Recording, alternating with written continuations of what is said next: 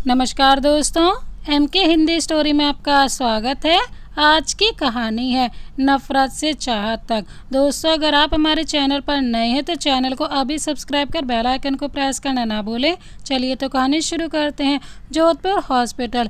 Doctor Divya Singh. एक बच्चे की हालत बहुत ख़राब है, उसका एक्सीडेंट हुआ है, उसे गहरी चोट भी लगी है। एक नर्स भागती हुई दिव्या के पास आई। उम्र 25 से 26, मासूम आंखें, लाल होठ और सांवला रंग जो उसे बहुत खूबसूरत बना रहा था। उस बच्चे को देख परेशानी में दिव्या ने कहा, तुम ऑपरेशन की तैयारी करो, जाओ। वो नर्स हामिद सिर हिलाकर वहाँ से चली जाती है और दिव्या ऑपरेशन रूम में जाकर उस बच्चे का इलाज करती है। कुछ देर बाद वो जैसे ही बाहर आई, उस बच्चे के पेरेंट्स दिखने में कोई मिडिल क्लास फैमिली के लग रहे थे। वो दौड़ते हुए दिव्या के पास आए और माँ ने उनसे कहा, डॉक्टर, मेरा बेटा कैसा है? वो अब ठीक तो है ना? दिव्या अपना मास्क उतार कर, आप चिंता मत कीजिए, अब वो खतरे से बाहर है और 2-3 दिन में उसे डिस्चार्ज भी मिल जाएगा। सभी की आंखों में सुकून था और दिव्या के चेहरे पर मुस्कान आ गई थी। स्टोरी के किरदार के बारे में। दिव्या सिंह जोधपुर की जानी मानी doctor, Jodhpur city hospital Divya के नाम ही है। अपने फ़र्ज के सबसे पहले निभाने वाली, चाहे दुश्मन क्यों ना हो, उसका भी इलाज करती है। अपने फ़र्ज से कभी पीछे नहीं हटती। वही इनके पिता धर्म सिंह जोधपुर की जानी मानी हस्ती, बिजनेसमैन है, पर अपनी बेटी को इन सब से दूर रखा है क्योंकि उनके हिसाब से लड़कियां बिजनेस नहीं संभालती। दिव्या के बड़े भाई माधव सिंह अपने पिता का बिजनेस संभालते हैं पर अपनी बहन पर जान भी छिड़कते हैं। उनकी वजह से दिव्या डॉक्टर है और उसका खुद का हॉस्पिटल भी है। और मां पार्वती सिंह ने अपनी बेटी और बेटे दोनों को एक समान प्यार दिया। और वहीं दूसरी तरफ गुरबान सिंह रंधावा, धर्म सिंह के जानी दुश्मन, इनकी आपस में कभी नहीं बनी क्योंकि धर्म सिंह के भाई ने गुरबान सिंह की बहन को प्यार में धोखा दिया और गुरबान की बहन ने आत्महत्या कर ली। वहीं गुरबान ने भी धर्म सिंह के भाई को मार डाला तो धर्म सिंह ने भी गुरबान का आधा बिजनेस, पर फिर भी शांति नहीं मिली। गुरबान को अपनी बहन की मौत का बदला चाहिए था उन्हें। और अब उसका बेटा विराट रंधावा, गुस्सैल, चतुर, बस एक कमजोरी, थोड़ा भावुक, पर किसी पर भी तरस न खाने वाला। और अब उसका एक ही लक्ष्य है कि किसी भी तरह मौका देखकर धर्म सिंह को अपने पिता के कदमों में डालना। 15 सालों से जोधपुर में किसी ने उसे नहीं देखा। वो जोधपुर से बाहर पढ़ने गया और अब वहीं बिजनेस संभालता है। विराट की माँ आरती रंधावा, उसे दुश्मनी बिल्कुल पसंद नहीं थी, पर धर्म सिंह पर गुस्सा वो भी थी। वो उसे तबाह देखना चाहती थी, पर सिर्फ बिजनेस में। पर वो आरती दिव्या की खूबियों को जान उसे अपने घर की बहू भी बनाना चाहती थी।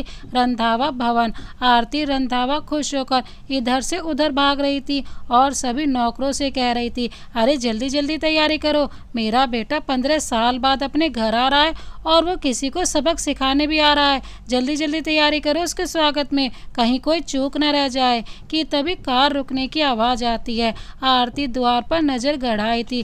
कार में एक सूट पैंट में 6 फुट, गंभीर चेहरा, आंखें स्थिर और सूर्य की तेज जैसा रूप, सख्त हाथ, 30 साल का विराट अपनी एक हाथ पैंट की जेब में डाले और दूसरे हाथ से फोन कान पर लगाए अंदर आ रहा था।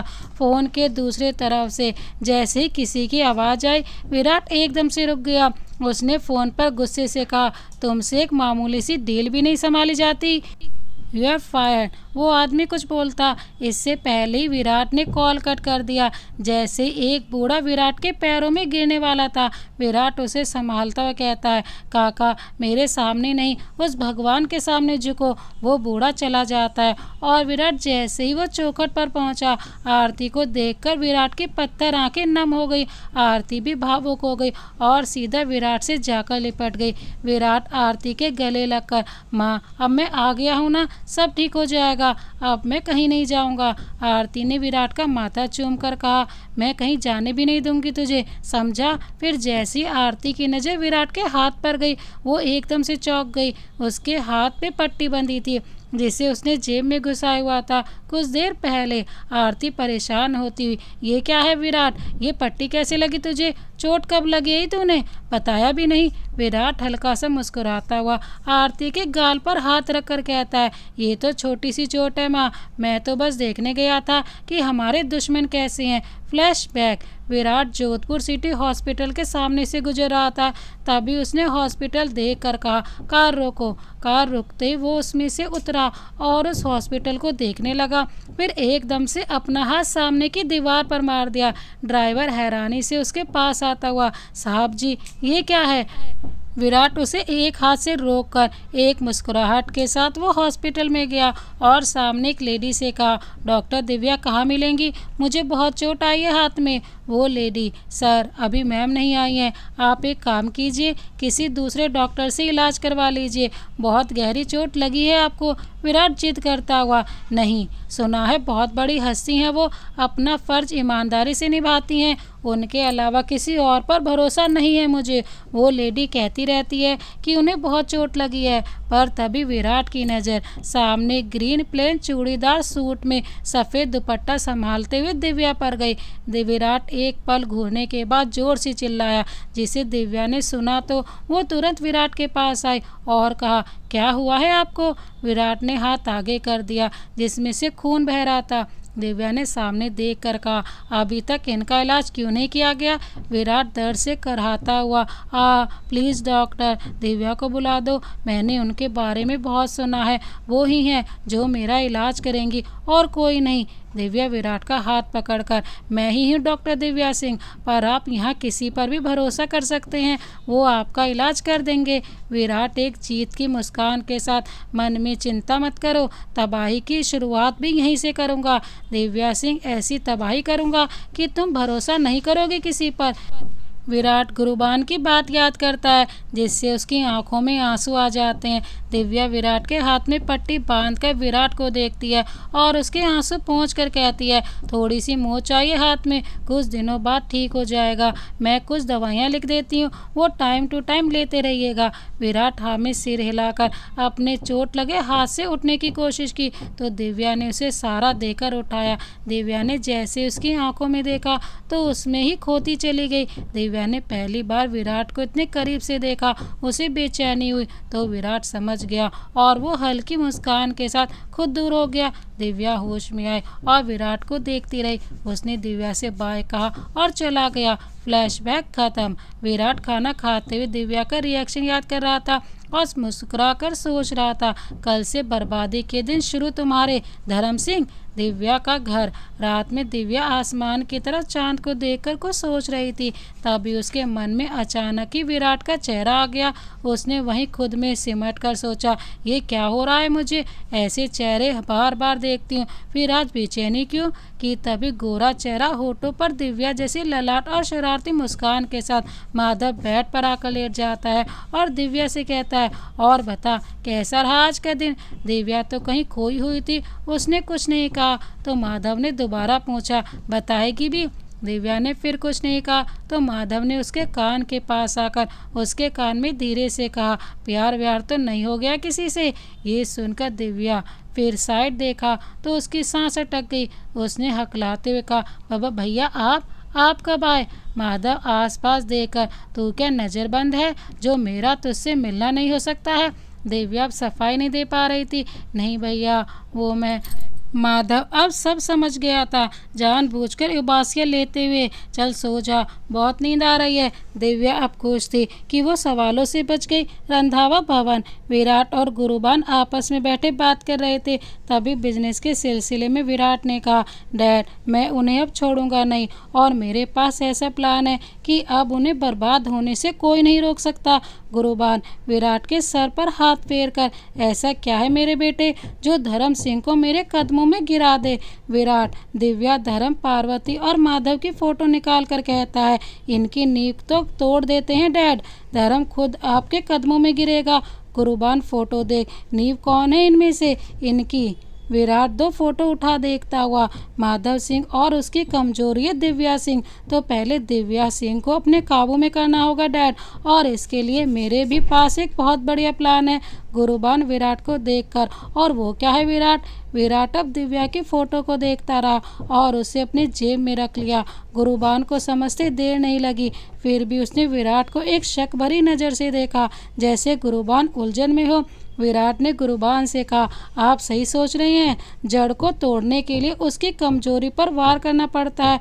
गुरुबान विराट को रोककर, पर विराट बिना गुरुबान की बात सुने वहां से चला जाता है। Jodhpur city hospital. दिव्या उसी बच्चे की बोतल्स बदल रही थी और उसका ध्यान रख रही थी। उसकी बोतल बदलने के बाद उसकी पट्टी बदली, उसे बहुत बातें की। तभी एक नर्स वहां आई। नर्स ने दिव्या से कहा, मैम कोई बहुत बड़े बिजनेसमैन आपसे मिलने आए हैं, कल वाले जिसके हाथों में चोट लगी थी और आपने इलाज किया था। दिव्या नर्स से उनसे कहो मैं कुछ देर में आई। नर्स थोड़ा परेशानी में, मैम उन्होंने एक पूरा फ्लोर खाली करा के रखा है आपसे मीटिंग के लिए।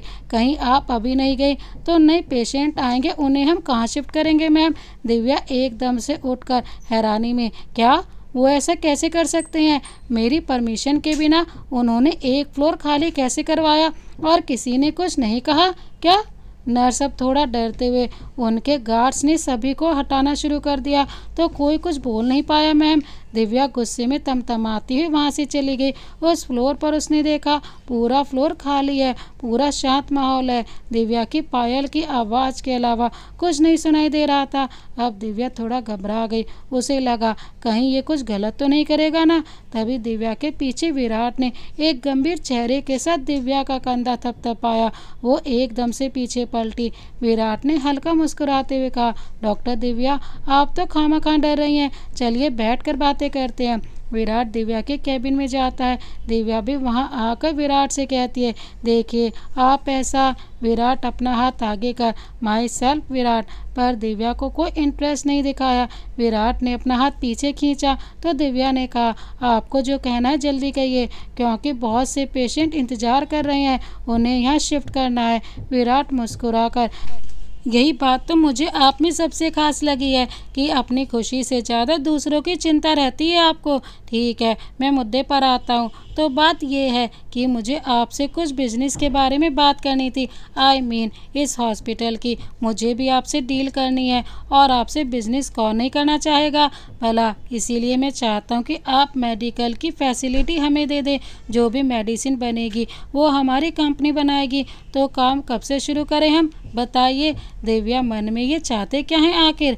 विराट को अभी भी गुस्से में देखती हुई दिव्या ने कहा, एक तो आपने बिना मेरी मर्जी के पूरा फ्लोर खाली करवा दिया, और अब ये सब क्या है? आप बता रहे हैं या पूछ रहे हैं? विराट उठ गया तो दिव्या को भी उठना पड़ा। उसे लगा वो जा रहा है, पर वो दिव्या के पास आकर एक साइड घूमते हुए कहता है, उसके लिए सॉरी, बट मैं शांत माहौल में मीटिंग करता हूँ, इसीलिए ये करना पड़ा। इस डील में आपका ही फ़ायदा है, हम दवाइयाँ सस्ती सप्लाई करेंगे। हमारी कंपनी कोई इंग्लिश धंधा भी नहीं करती और उसमें ज़्यादा नुकसान भी नहीं है, सब गारंटी के साथ है। वैसे यहाँ के फाउंडर से मैं बात कर चुका हूँ, उन्हें मेरा प्रस्ताव अच्छा लगा। उन्होंने कहा कि एक बार आपसे बात कर लूँ, इसीलिए आया हूँ। कोई नहीं, मैं चलता हूँ, अब जो भी आप बता दीजिएगा। दिव्या मन में, भैया ने बात की है तो ठीक ही होगा, पर प्रूफ के बिना मैं हाँ नहीं कहूँगी।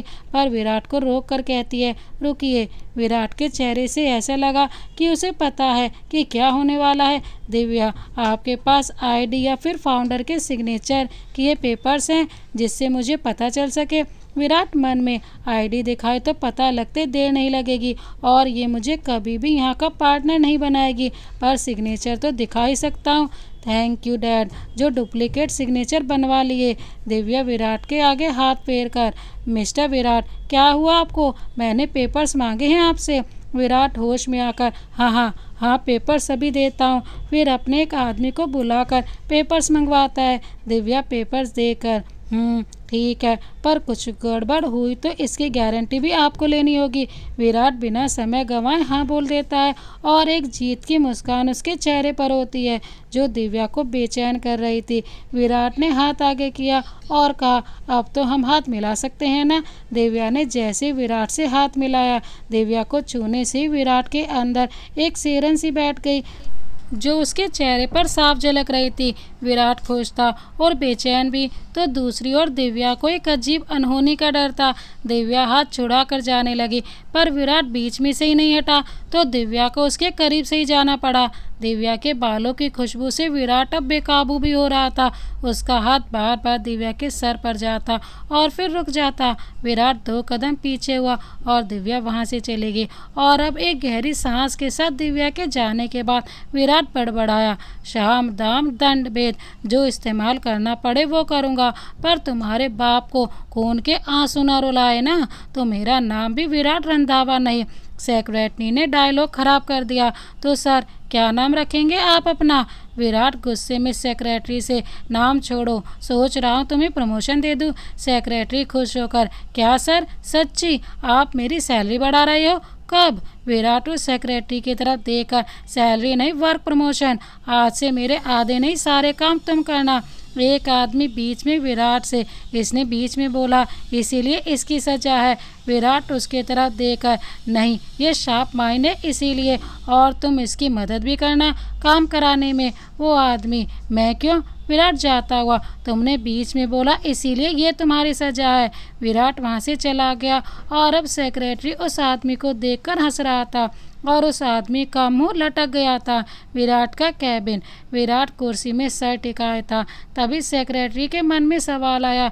विराट वैसे टिके ही, मेरी जान मत खाना, जो सवाल है सीधे सीधे पूछो। सेक्रेटरी थोड़ा झिझक कर बोला, सर वो डॉक्टर दिव्या जितनी भोली है ना, उतनी बेवकूफ़ भी है, इतनी आसानी से बातों में आ गई। विराट वैसे ही सर टिका, हाँ हाँ, वो जितनी भोली दिखती है उससे 1 कदम आगे है। सिग्नेचर दिखाकर हमने उसका ध्यान बटाया है, उसे बेवकूफ़ नहीं बनाया। सेक्रेटरी, कुछ समझा नहीं? मतलब सर? विराट, मतलब अभी तो वो ये सोच रही होगी कि मुझे वहाँ से बाहर कैसे निकलना है। कुछ लड़कियाँ होती हैं जो सही समय देखकर अपना बचाव करती हैं। पहले दिव्या को डर था कि कहीं उसने मना किया तो मैं उसके साथ कुछ गलत ना कर दूँ, इसीलिए उसने अपनी चाल बदली और मेरी बात आसानी से मान ली, और हमने उसे सिग्नेचर में भी उलझा दिया था, और इसी चक्कर में वो आईडी मांगना भूल गई। सेक्रेटरी, कहीं उसने अपने भाई से पूछा तो? विराट एक गहरी सांस लेकर, तुम्हें मुझ पर भरोसा नहीं है क्या? मुझे बस 15 दिन चाहिए, पूरी प्लानिंग की है मैंने। उससे मिलने से पहले ही वो अपने भाई को देख भी नहीं पाएगी। सब सेट कर दिया है मैंने, समझे? विराट सोचने लगता है कि किस तरह से उसने माधव को अपनी बातों से उलझाया था। माधव का कैबिन। माधव फाइल चेक कर रहा था और सामने बैठे आदमी से कह रहा था, ये क्या है? हमारी मुंबई वाली ब्रांच में वर्कर्स ने स्ट्राइक कर लिया है। सामने बैठा आदमी वही था जो विराट के सेक्रेटरी का मजाक बना रहा था। उसने माधव से कहा, सर हमें तो कल ही पता चला है कि वहाँ के वर्कर्स स्ट्राइक पर हैं, तो वहाँ पर दवाइयाँ आ पाना पॉसिबल नहीं है। माधव गुस्से से उस आदमी को घूरते हुए, अब जोधपुर हॉस्पिटल में दवाइयाँ कैसे सप्लाई होंगी? वो आदमी, सर मैंने देखा है मुंबई का माहौल बहुत गर्म है, 15 दिन से ज़्यादा लग जाएंगे आपको, इसीलिए एक सजेशन देता हूँ कि थोड़े दिन के लिए आप किसी दूसरी कंपनी से बात करें ताकि हॉस्पिटल में दवाइयाँ पहुँच सके और उन मरीजों का इलाज हो सके। अब बिजनेस में आम जनता क्यों पिसे सर? माधव को सोचकर, तुम सही कह रहे हो, और मुंबई की जनता है तो पता नहीं टाइम भी बहुत लग सकता है। मिस्टर बत्रा से बात करो और उन्हें कॉन्ट्रैक्ट दे दो। आदमी अपनी चाल उल्टी पड़ता देख, सर सभी ने अपनी मेडिसिन के प्राइस बढ़ा लिए हैं। आपकी मुंबई वाली कंपनी की स्ट्राइक की खबर सुनकर अब तो अपनों ने भी धोखा दे दिया है। पर विराट रजावत है, उनकी कंपनी सस्ती दवाइयाँ और गारंटी के साथ दवाइयाँ बेचती है सर। माधव एक सुकून के साथ, फाइल बंद कर, तुम यहाँ 5 सालों से काम कर रहे हो, मेरा एक भी लॉस नहीं होने दिया, आज भी वही भरोसा और दृढ़ कर दिया। Thank you. उनसे आईडी और कुछ डॉक्यूमेंट्स पर साइन मांग लेना, वो ज़रूरी है, ठीक है? और अभी मुझे एक सैंपल चाहिए उनकी कंपनी का, वो चेक करके मैं कंफर्म करता हूँ। And again thanks a lot. वो आदमी, अरे सर आप मुझे शर्मिंदा कर रहे हैं, आपका और बड़े सर का भरोसा मुझ पर है, यही काफ़ी है। आप हमारे माई बाप हो, आपके नमक का कर्ज नहीं चुकाएंगे तो क्या दुश्मनी के नमक का कर्ज चुकाएंगे। अब आपको जल्दी मुंबई जाना चाहिए। माधव हाँ में सिर हिलाकर वहाँ से चला जाता है और कुछ देर बाद सैंपल टेस्ट करके वो बाहर आता है, एक पेपर पर साइन कर उस आदमी को देता है और दिव्या को कॉल करता है। Jodhpur city hospital. दिव्या अपने कैबिन में पेशेंट को मेडिसिन लिख रही थी, तभी उसके फ़ोन पर माधव का कॉल आता है। वो सामने पर्ची देकर कॉल पिक करती है, फिर कॉल उठाकर, हाँ भाई माधव। हाँ दिव्या, मुझे पता चला है वर्कर्स स्ट्राइक पर है मुंबई में, तो उसी सिलसिले में मुझे वहां जाना है, पर मैंने मेडिसिन सप्लाई का काम दूसरी कंपनी को दिया है कुछ दिन के लिए। मैं वो कंपनी तुम्हें मेडिसिन सप्लाई करेगी, मैंने डिटेल्स पढ़ी हैं। कोई विराट रजावत है, तू एक बार मीटिंग कर लेना और हाँ मेरे सिग्नेचर के बिना हाँ मत बोलना, ठीक है। दिव्या ठीक है, और आईडी भी तो इम्पोर्टेंट है ना भाई। माधव हाँ मैंने सारी इन्फॉर्मेशन ली हुई है विपिन से, आईडी भी। और हाँ जरा शांति से काम लेना, उन मरीजों का सवाल है। मुंबई में स्ट्राइक की वजह से दवाइयाँ सप्लाई नहीं हो पा रही हैं, अपने लोगों से मदद मांगी तो यहाँ अपनों ने भी मुंह मोड़ लिए हैं। एक दिन का मिला है, बस कुछ दिन की बात है, फिर इस मुसीबत से भी छुटकारा मिल जाएगा। दिव्या मुझे आप पर भरोसा है भैया, आप जो करेंगे सही करेंगे। अच्छा अब मुझे काम है, बाय। माधव बाय, और कॉल कट हो जाती है और दिव्या उस बच्चे के पास जाती है। फ्लैशबैक खत्म। अब विराट सिर टिकाए सारा मामला सुन रहा था और सेक्रेटरी का मुंह खुला का खुला रह गया। उसने कहा, मतलब विपिन 5 सालों से उनका विश्वास जीत रहा था इस दिन के लिए, अब आप आगे क्या करोगे सर? मुझसे इंतजार नहीं हो रहा है। उस दिव्या का भरोसा कैसे जीतोगे आप सिर्फ 15 दिनों में? विराट शांति से लेटा, बस देखते जाओ कल क्या होगा। विपिन एक चेतावनी भरे लहजे में, पर आप बच कर रहिएगा सर, लड़की है, पता चला आप ही पहले फिसल गए।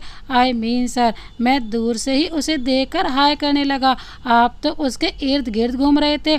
आपकी जगह कोई और होता तो अभी तक मौका देखकर। विपिन इतना ही बोल पाया कि विराट का हाथ उस पर उठते रह गया। उसने कहा, मुझे मत सिखाओ समझे, और अगर ऐसा कुछ हुआ भी तो मुझे बस धर्म सिंह से बदला लेना है और किसी से नहीं। अब अपना दिमाग काम पर लगाओ। विपिन डर के मारे अपना सारा ध्यान काम पर लगाता है, एक बार भी नज़र नहीं उठाई उसने ऊपर। अगले दिन नेक्स्ट डे दिव्या बहुत उलझन में थी और वो क्या करे। वो तैयार होकर कार में बैठी और ड्राइवर को चलाने को कहा। कार कुछ दूर आई थी कि कुछ ही दूरी पर दिव्या को विराट अपनी कार के साथ देखा।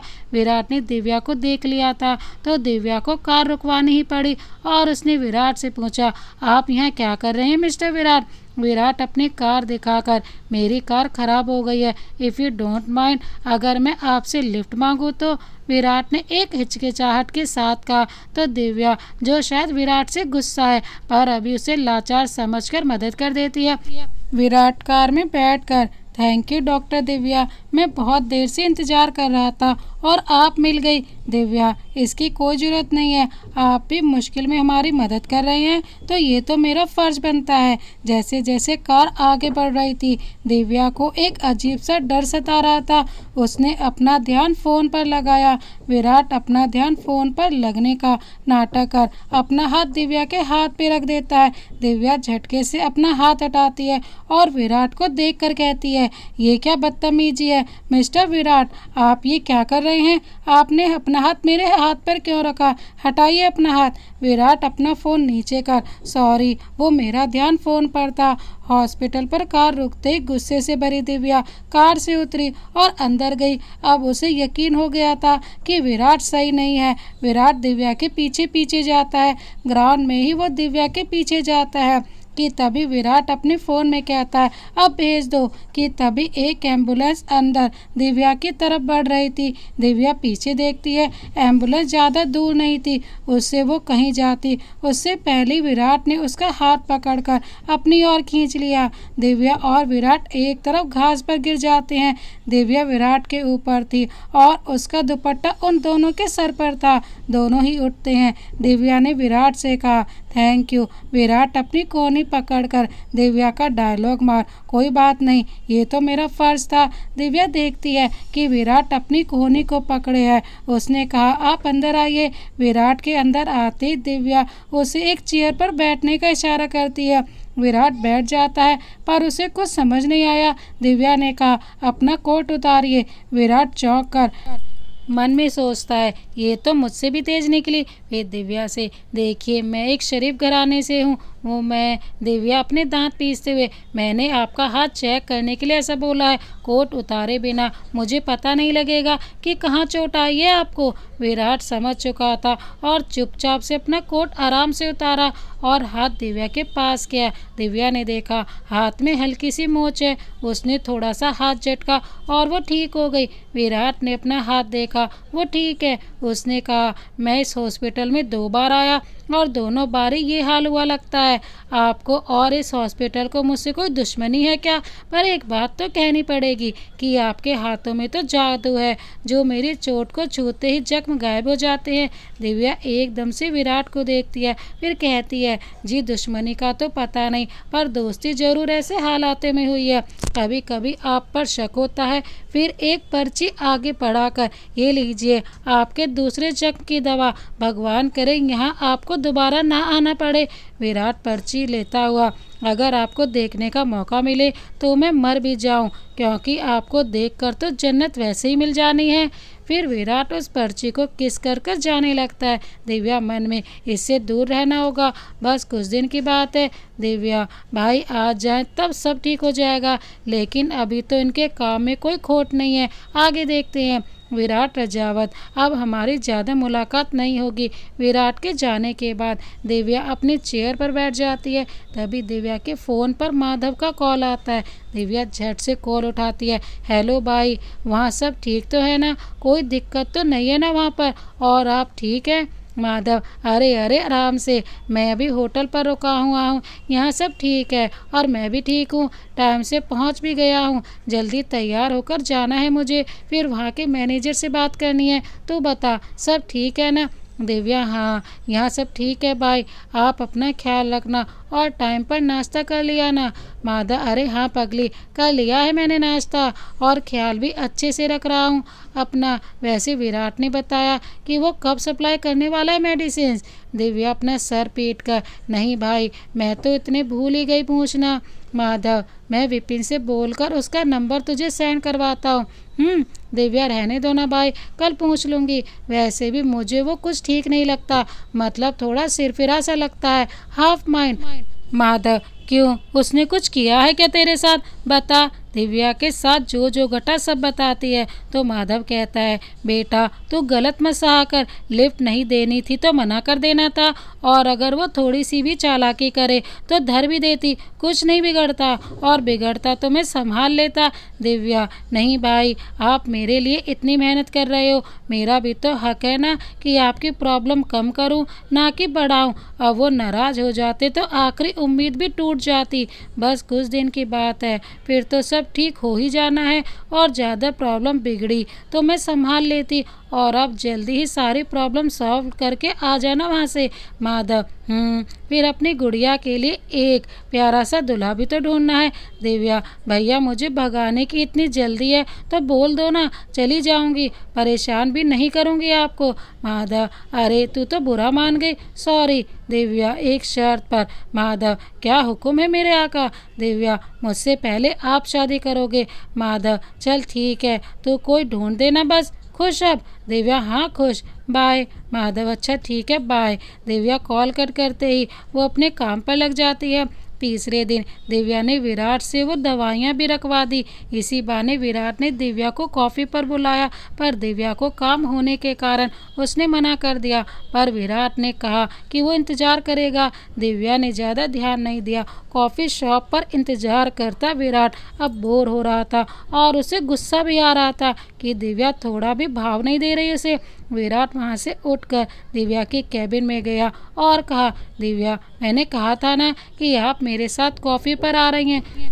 दिव्या रिपोर्ट साइड रखकर, मैंने भी कहा था ना कि मैं नहीं आ पाऊंगी, आज काम है ज़्यादा। विराट की प्लानिंग पहली बार उल्टी पड़ रही थी, इसीलिए वो दिव्या को घूरा, फिर शांति से बैठता हुआ, ठीक है मैं भी यहीं रहूँगा और जब तक आप कॉफ़ी के लिए नहीं मानती है मैं यहाँ से नहीं जाऊँगा। दिव्या जाती हुई, अजीब ज़बरदस्ती है, ठीक है यहीं रहिए आप, मैं जाती हूँ, बहुत थक चुकी हूँ मैं। विराट अभी भी खुद को शांत करता हुआ, दिव्या का रास्ता रोक, ना ही आप जाएंगी ना ही मैं, और जाएंगे भी तो दोनों साथ में जाएंगे, वो भी कॉफ़ी शॉप। दिव्या विराट को हटाती हुई, ना का मतलब ना होता है, आप समझते नहीं हैं, और एक कॉफ़ी की ही तो बात है, बाद में चलेंगे। दिव्या जा रही होती है कि विराट अब गुस्से में दिव्या का हाथ पकड़कर उसे दीवार से टिकाता हुआ, और मुझे ना पसंद नहीं है, हम दोनों चल रहे हैं, मतलब चल रहे हैं। दिव्या विराट को धक्का देते हुए, दूर हटो मुझसे, तुम्हारी हिम्मत कैसे हुई, छोड़ो मुझे। विराट दिव्या को और मजबूती से पकड़कर, मेरी हिम्मत देखी नहीं है तुमने, तुम ऐसी पहली हो जिसने मुझे मना किया है, मैं एक और आखिरी बार पूछ रहा हूँ, हाँ या ना। विराट दिव्या के सर पर अपना सर टिकाकर, ना। दिव्या विराट को अपने करीब देखकर घबराती हुई, प्लीज़ मुझे छोड़ दो, तुम जो कहोगे मैं करूँगी, पर प्लीज़ छोड़ दो मुझे। विराट दिव्या से दूर होकर उसका हाथ पकड़ लेकर जाता है कॉफ़ी शॉप। दिव्या अभी भी डरी हुई थी तो विराट उसका हाथ थाम कर प्यार से कहता है, तुम अभी भी डरी हुई हो ना मेरी वजह से, सॉरी, अगली बार से ऐसा कुछ नहीं करूँगा। दिव्या ने अपना हाथ छुड़ाया और कॉफ़ी आने के बाद अपने कप हाथों से उठाया और पीने लगी, और विराट भी मुस्कुराकर उसे देखकर कॉफ़ी पीते हुए सोचता है, यही डर मुझे सुकून देता है डॉक्टर दिव्या सिंह, यही डर धर्म सिंह के चेहरे पर होगा। दिव्या कॉफ़ी पीने के बाद जाने लगती है तो विराट कहता है, तुम थोड़ी देर रुको, मैं बिल पे करके आता हूँ, साथ में चलेंगे दोनों, ठीक है ना, यहीं बैठना तब तक। दिव्या वहीं बैठी रहती है और विराट बिल पे करने चला गया। तभी 3 लड़के वहां आए और एक लड़का दिव्या के बाल छूता हुआ, क्या हुआ, हमारे साथ भी थोड़ी कॉफ़ी पी लो। दिव्या पहले ही डरी हुई थी, इन लोगों ने उसे और डरा दिया था। उसने उस लड़के का हाथ हटाया तो उसने उसका हाथ पकड़ लिया, तभी उन्हें एक मुक्का पड़ा जो विराट ने दिया था, उन लड़कों को जमीन पर जाकर गिरा दिया। फिर 2 लड़के जैसे विराट के पास बढ़े, विराट ने घूरते हुए उसे रोका। विराट ने दोनों की कॉलर पकड़ी और दोनों का सर आपस में टकरा दिया और वो इससे आगे बढ़ता, उससे पहले ही वो तीनों भाग गए। विराट पीछे मुड़ा और देखा वहाँ दिव्या है ही नहीं। वो लड़के भागते हुए एक सुनसान जगह रुकते हैं, वहाँ एक परछाई दिखती है। एक लड़का कहता है, हमने आपका काम किया, अब हमारे पैसे। परछाई के बाहर आते उसका चेहरा दिखा, वो कोई और नहीं विपिन था। उसने उनकी तरफ 3 नोटों की गड्डी फेंकी और चला गया। दिव्या वापस कैबिन में आकर दरवाजा बंद कर दिया। विराट दिव्या के कैबिन के बाहर, दिव्या दरवाजा खोलो, दिव्या मुझे बात करनी है तुमसे। पर दिव्या दरवाजा न खोलकर उससे टिक कर बैठ कर रोने लगती है और विराट भी कुछ देर बाद वहाँ से चला जाता है दिव्या का घर। दिव्या खाना खा रही होती है, तभी पार्वती दिव्या का उतरा चेहरा देखकर, क्या हुआ है बेटा, आज तेरा मूड क्यों खराब है। दिव्या पार्वती से, नहीं माँ कुछ नहीं, वो बस काम की चिंता थी इसीलिए। तभी धर्म सिंह वहाँ आकर, दिव्या कल से तुम हॉस्पिटल नहीं जाओगी। दिव्या मन में, कहीं इन्हें सब पता तो नहीं चल गया, फिर मैं अपना काम कैसे पूरा करूंगी। इस विराट ने तो मेरा बाहर निकलना मुश्किल कर दिया है। फिर धर्म सिंह से, क्यों पापा क्या हुआ। धर्म सिंह, क्या हुआ क्या, माधव घर पर नहीं है, ऐसे में अगर कुछ तुम्हारे साथ। पार्वती घबराहट में, ऐसा क्यों कह रहे हैं आप, शुभ शुभ बोलिए जी, हमारी बेटी को कुछ नहीं होगा। धर्म सिंह, कुछ ना हो इसीलिए बोल रहा हूँ, मैंने सुना है कि रंधावा का बेटा अपने घर वापस आ गया है, इसीलिए बोल रहा हूँ, वो हमसे बदला लेने के लिए कुछ भी कर सकता है। दिव्या, गलत भी तो हम ही है ना पापा। धर्म, हाँ, पर हम उनसे रिश्ता जोड़ने को तैयार थे, पर उससे पहले ही खबर मिली कि गुरुबान की बहन नहीं रही। तुम यहीं रहना, अगर ज़रूरी है तो ही जाना। दिव्या हाँ में सर हिलाती है, नेक्स्ट डे जैसे ही विराट को पता चलता है कि वो गुंडे विपिन ने भेजे थे, वो अपने कैबिन जाकर उसे 4 गाल पर खींच के देता है। विपिन के मुंह से खून निकलने लगता है। वो कहता है, सर मैं तो आपका काम आसान बना रहा था, आपने उल्टा मुझे मार दिया। विराट विपिन की कॉलर पकड़कर, तो क्या करूं तेरे साथ में? मैं अपना बदला किसी की इज्जत के साथ खेलकर नहीं लेना चाहता। हाँ, मेरा प्लान है धर्म सिंह को सड़क पर लाना और उसके परिवार को चोट पहुंचाना, किसी इज्जत के साथ खेलना नहीं। विपिन, तो फिर कल जो आपने दिव्या के साथ किया वो क्या था? क्या वो भी प्लानिंग का हिस्सा था? उसे जबरदस्ती छूना और कॉफ़ी पर लाना? विराट ने विपिन का कॉलर छोड़ा और उस बारे में सोचने लग गया कि उसे कल हो क्या गया था। वो बिना विपिन की बात पर ध्यान दिए वहाँ से चला गया। Jodhpur city hospital. Virat hospital आया पर वहाँ दिव्या नहीं थी। ऐसा कुछ दिन चलता रहा। अब सिर्फ विराट 7 दिन बचे हैं। वो क्या करे? विराट को कुछ समझ नहीं आ रहा था। उसकी सारी चालें उल्टी पड़ रही थी। एक दिन जैसे दिव्या को जरूरी काम के लिए बुलाया गया, दिव्या वहां गई और उन सभी का इलाज करने के बाद वो सभी को मेडिसिन लिख देती है। आखिरी पेशेंट के बाद जैसे ही वो जाने लगी, विराट अंदर आया और दरवाज़ा बंद कर दिया। दिव्या चौंक कर विराट से, ये क्या है मिस्टर विराट, आप यहाँ क्या कर रहे हैं? विराट दिव्या के पास आकर मुंह बंद कर दीवार से टिकाता है और कहता है, पहले मेरी बात सुनोगी। दिव्या विराट के सीने पर मुक्के मारने लगती है, पर विराट को इस बार दिव्या को देखकर गुस्सा नहीं आ रहा था। वो मुस्कुरा रहा था। कुछ देर देखने के बाद विराट अपने आप से, ये क्या हो गया है तुझे? तू सिर्फ अपना मकसद पूरा करने आया है और कुछ नहीं। विराट अपनी जेब से एक रिंग निकालता है और दिव्या के मुंह से हाथ हटाकर उसके सामने घुटनों पर बैठकर दिव्या से कहता है, दिव्या मैंने जब से तुम्हें देखा है पागल सा हो गया हूँ। तुम्हें नहीं देखता तो अजीब सा लगता है। मैं तुमसे अपने दिल की बात कहना चाहता हूँ। I love you Divya. मैं तुमसे शादी करना चाहता हूँ। क्या तुम मेरी लाइफ पार्टनर बनकर मेरी ज़िंदगी की हमसफ़र बनोगी? दिव्या अपने सामने विराट को घुटनों के बल बैठा देखकर हैरान थी। उसने ना में सिर हिलाकर कहा, नहीं विराट, मैं आपसे प्यार नहीं करती। विराट खड़ा होकर दिव्या का हाथ पकड़कर, तो फिर मुझे चोट लगने पर क्यों हर बार मेरा इलाज करती हो? उस वक्त मैंने तुम्हें कार में हाथ लगाया था, फिर भी मेरा इलाज किया। दिव्या अपना हाथ छोड़ाकर, पहली बात आपने मेरी जान बचाई थी, दूसरी क्योंकि आपकी जगह कोई भी होता तो मैं वही करती। विराट, मैं अपनी पर्सनल दुश्मनी के लिए अपने फ़र्ज को नहीं भूल सकती। विराट दिव्या को अपनी तरफ खींचकर उसके चेहरे पर हाथ रखकर, तो मैं ऐसा क्या करूं कि तुम्हें भी मुझसे प्यार हो जाए? बताओ मुझे। दिव्या विराट का हाथ झटक कर उसे धक्का देते हुए, मेरा पीछा छोड़ दो विराट, मैं तुमसे प्यार नहीं करती और ना ही करूँगी, समझे? और दिव्या वहाँ से अपने आंसू पोंछते हुए चली जाती है। विराट सोचता है, अब क्या करना है मुझे पता है, ये इतनी आसानी से हाथ नहीं आएगी। अब मेरे पास ज़्यादा दिन भी नहीं है। दिव्या का घर। दिव्या उदास सी अपने कमरे की खिड़की से सर टिकाए बैठी थी, तभी उसके गोद में एक गुलाब आकर गिरता है। वो उस गुलाब को उठाकर नीचे देखती है। विराट हाथों में और भी गुलाब लिए हुए था और एक एक करके फेंक रहा था। उसने दूसरा गुलाब फेंका, फिर दिव्या ने उसका गुलाब उसकी तरफ फेंककर खिड़की बंद कर दी और वो अपने बिस्तर पर जाकर सो गई। नेक्स्ट डे, अगले दिन, दिव्या को खिड़की खटखटाने की आवाज़ आई। दिव्या ने खिड़की की तरफ देखा, वहाँ विराट खड़ा था जो कि उसी की तरफ देख रहा था। दिव्या एकदम से उठी और खिड़की खोली। विराट एकदम से दिव्या के ऊपर गिरा। विराट दिव्या को यूं ही निहार कर मुस्कुरा रहा था जब तक दिव्या ने उसे कमर पर चिमटी न काटी। जैसी दिव्या ने चिमटी काटी, विराट दूर होते हुए, आओ क्या कर रही हो? दिव्या भी उठकर, आप यहाँ क्या कर रहे हो? सच सच बताओ। विराट दिव्या के करीब आकर, वैसे तो तुम्हें देखने आया था, पर तुम्हारा कुछ और करने का भी मन है तो कर सकती हो मुझे तो कोई ऐतराज़ नहीं है। दिव्या उसे धक्का देते हुए, शट अप, जाओ यहाँ से। पर विराट वहाँ से ना जाकर रूम में घुसने लगता है। दिव्या उसे देखकर कहती है, क्या कर रहे हो? जाओ यहाँ से।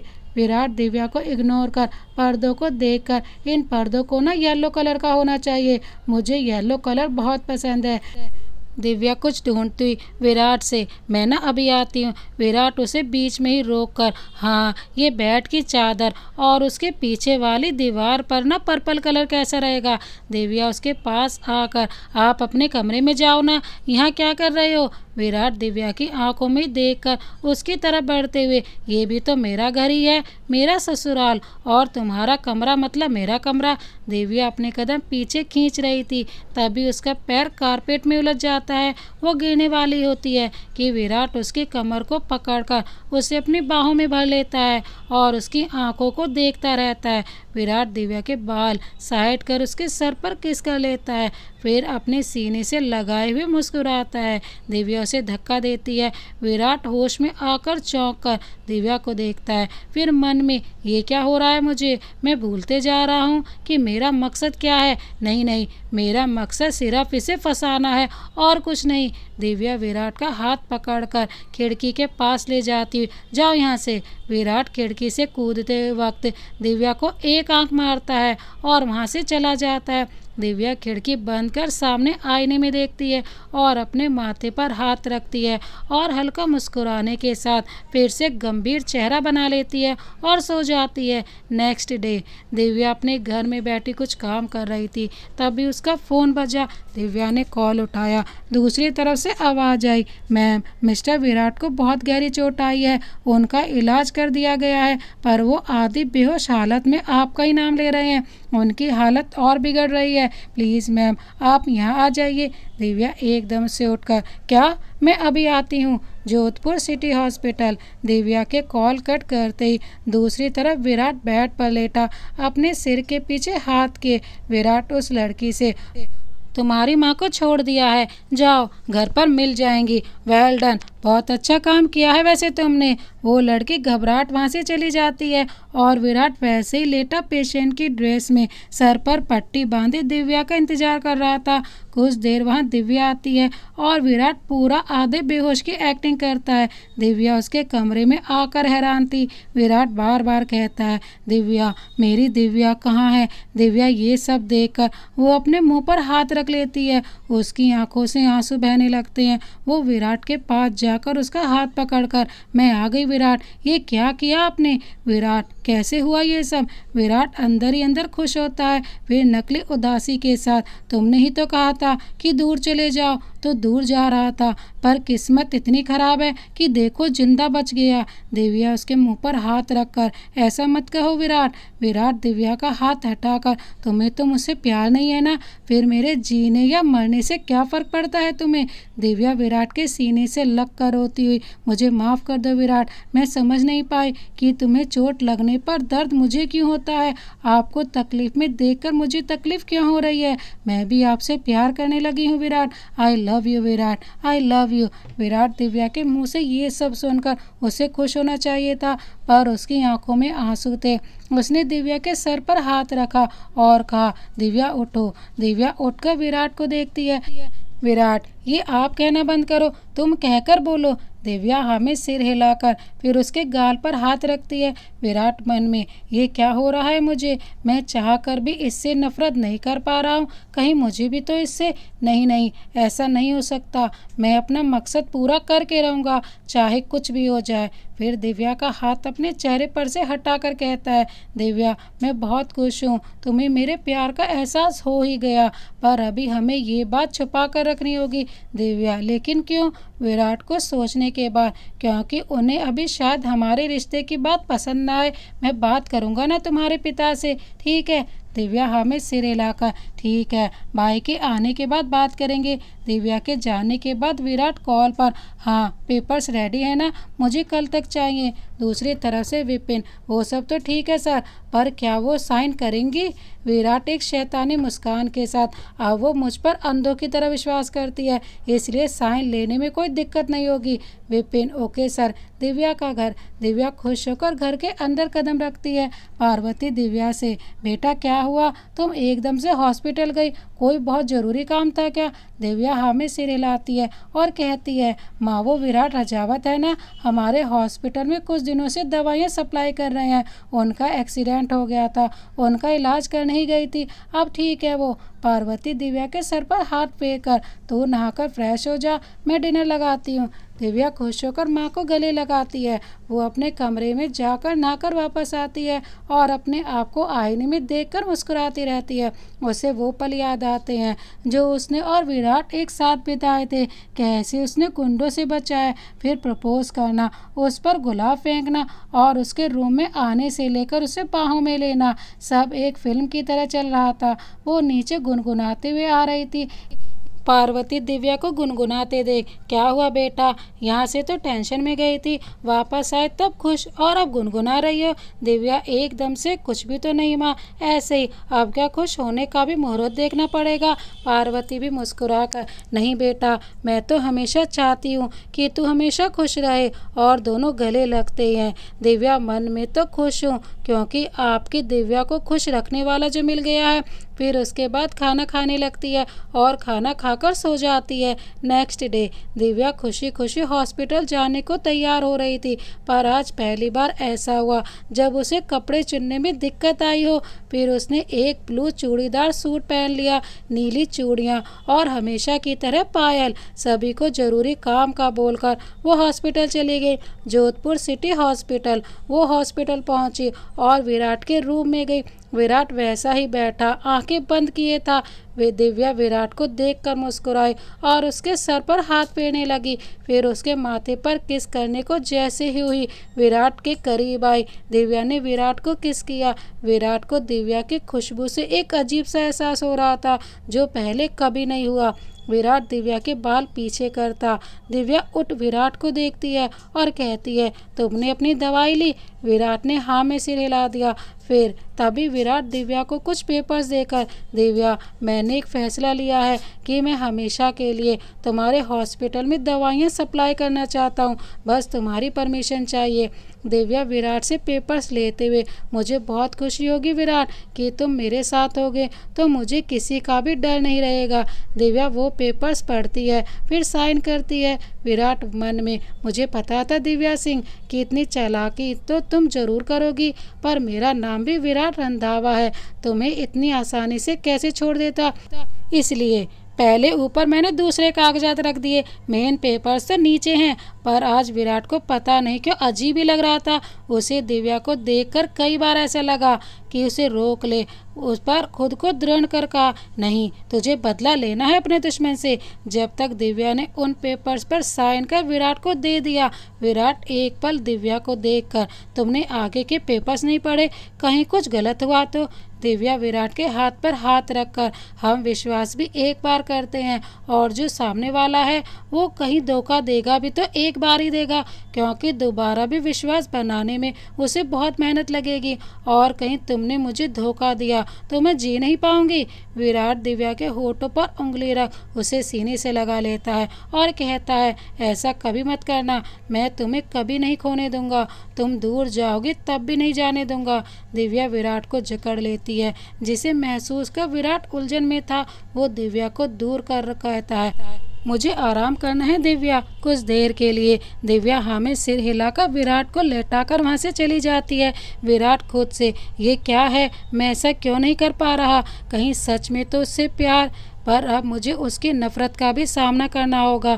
कल का दिन दिव्या और मेरे लिए बहुत कठिन होने वाला है। आखिर क्या होगा कल। दिव्या नहाने जा रही होती है। इस बार उसने बहुत सामान बिखेरने के बाद रेड अनारकली सूट और गोल्डन दुपट्टा पसंद आया। वॉशरूम वापस आने के बाद उसने अपने आप को देखा। ऐसा लग रहा था कि आज ही विराट से शादी कर लेगी। उसने कानों में झुमके, हाथों में लाल चूड़ी और पैरों में लाल घुंघरुओं की पायल और उसके लंबे बाल जो कमर तक आ रहे थे, वो बहुत खूबसूरत लग रही थी। वो खुशी से नीचे गई, खाना खाया और हॉस्पिटल गई। वहाँ भीड़ देखकर दिव्या ने पूछा, क्या हुआ, यहाँ भीड़ क्यों लगा रखी है। एक आदमी दिव्या से, आपकी वजह से मैडम, हमने आप पर कितना भरोसा किया था, पर आप पैसों के लिए इतना गिर जाएंगी, हमें पता नहीं था आप हमारे साथ ऐसा करेंगी। दिव्या चौंक कर, क्या, पर हुआ क्या है ये तो बताइए। आदमी, क्या सुनना है आपको तो सुन लीजिए, बिक गया है आपका हॉस्पिटल, किसी विराट रंधावा ने खरीदा है और बोल रहे हैं कि थोड़ी देर रुके। हमें तो डर है कि हमारी नौकरी ना खतरे में आ जाए आपकी वजह से।